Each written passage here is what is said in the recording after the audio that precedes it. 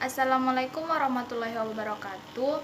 Perkenalkan, nama saya Matika Sari dari kelas 12 IPS 1. Saya akan bercerita tentang kisah teladan seorang bapak kedokteran dunia, yaitu Ibnu Sina. Dengan nama lengkap Abu Ali Al-Husain bin Abdullah bin Hasan bin Ali bin Sina, yang dikenal dengan sebutan Ibnu Sina atau As-Sifena, lahir pada tahun 370 Hijriah di sebuah desa bernama Hormesia yang dekat dengan Bukhara. Sejak masa kanak-kanak, Ibnu Sina yang berasal dari keluarga bermazhab Ismailiyah yang sudah akrab dengan pembahasan ilmiah, terutama yang disampaikan oleh ayahnya. Kecerdasannya sangat tinggi, membuatnya sangat menonjol, sehingga salah satu guru yang menasihati ayahnya agar Ibnu Sina tidak terjun ke dalam dunia pekerjaan apapun selain belajar dengan menimba ilmu. Dengan demikian, Ibnu Sina secara penuh memberikan perhatiannya kepada aktivitas ilmu. Kejeniusannya membuat ia cepat menguasai banyak ilmu. Dan meski masih berusia muda, beliau sudah mahir dalam bidang kedokteran. Beliau pun menjadi terkenal sehingga Raja Bukhara, Nur bin Mansur yang memerintah antara tahun 366 hingga 387 Hijriah, saat jatuh sakit memanggil Ibnu Sina untuk merawat dan mengobatinya. Dan berkat itu Ibnu Sina dapat leluasa masuk ke perpustakaan Istana Samani yang besar. Ibnu Sina mengenai perpustakaan itu mengatakan demikian: "Semua buku yang aku inginkan ada di situ. Bahkan aku menemukan banyak buku yang kebanyakan orang bahkan tak pernah mengetahui namanya.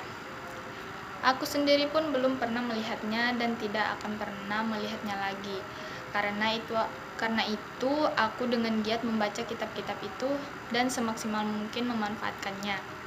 Ketika usiaku menginjak 18 tahun, aku telah berhasil menyelesaikan semua bidang ilmu." Ibnu Sina menguasai berbagai ilmu seperti hikmah, mantik, dan matematika dengan berbagai cabangnya.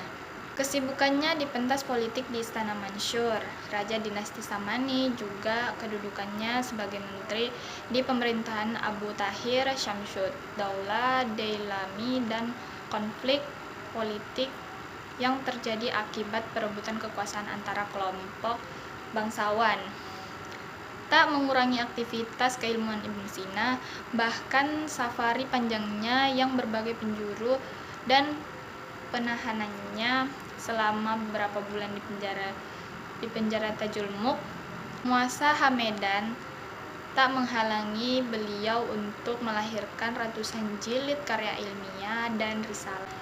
Ketika berada di istana dan hidup dengan tenang serta dapat dengan mudah memperoleh buku yang diinginkan, Ibnu Sina menyibukkan diri dengan menulis kitab kanun dan ilmu kedokteran atau menulis ensiklopedia filsafat yang diberi nama Kitab Al-Syifa. Namun ketika harus bepergian, beliau menulis buku-buku kecil yang disebut dengan risalah. Saat berada di penjara, Ibnu Sina menyibukkan diri dengan mengubah bait-bait syair atau menulis perenungan agamanya dengan metode yang indah.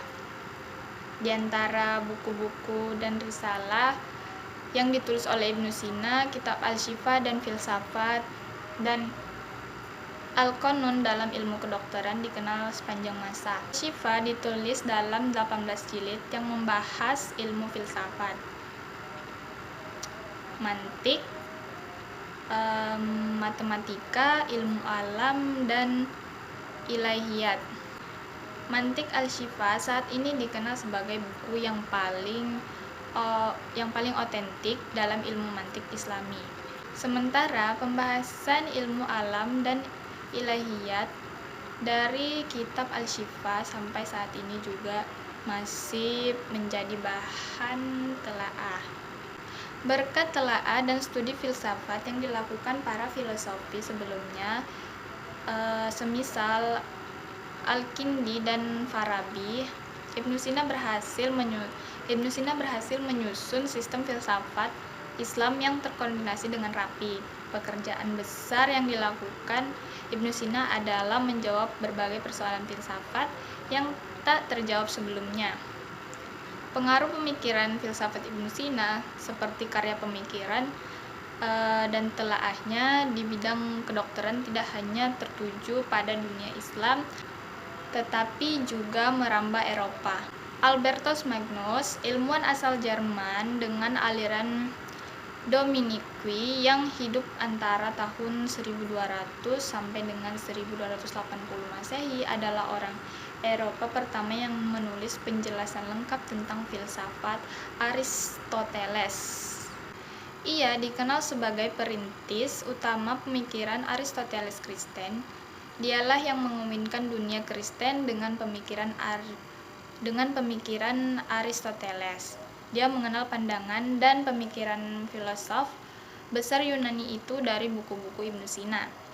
Filsafat metafisika Ibnu Sina adalah ringkasan dari tema-tema filosofis yang kebenarannya diakui 2 abad setelahnya oleh para pemikir Barat. Ibnu Sina wafat pada tahun 428 Hijriah pada usia 58 tahun. Beliau pergi setelah menyumbangkan banyak hal kepada khazanah keilmuan umat manusia dan namanya juga selalu dikenang sepanjang sejarah. Ibnu Sina adalah contoh dari peradaban besar Iran di zamannya.